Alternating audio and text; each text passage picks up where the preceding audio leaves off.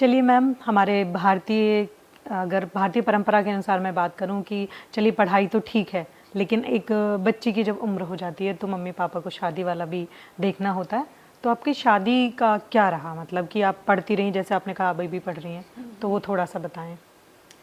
Ma'am थोड़ा सा इसमें ऐसा रहा कि मेरी शादी का जो मेरे गुरु रहे हैं तो जी। उनके घर से मेरे लिए रिश्ता गया था। अच्छा। मेरे पापा तो चाहते थे कि है ना बिजनेस में ही हो, कि हमारे जैसे मैंने बताया आपको सिल्वर गोल्ड का बिजनेस है, जी। उसमें ही रहा। तो फिर मेरे से पूछा गया कि आप क्या करना चाहते हो, कि कैसे चाहते हो।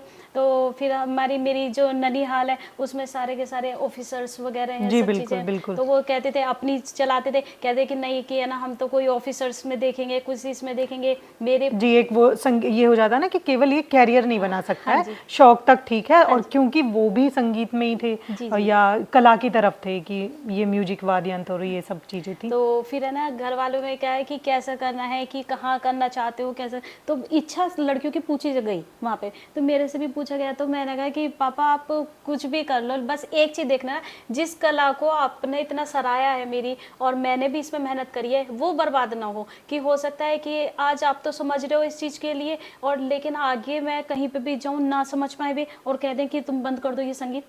हाँ, तो फिर तो आप तो फिर उसमें। फिर इतने में ही मेरे हस्बैंड का रिश्ता मेरे लिए पहुंचा था। तो फिर कह रहे कि पसंद है, तो मैंने कहा हाँ मुझे पसंद है। क्या बात है, क्या बात है।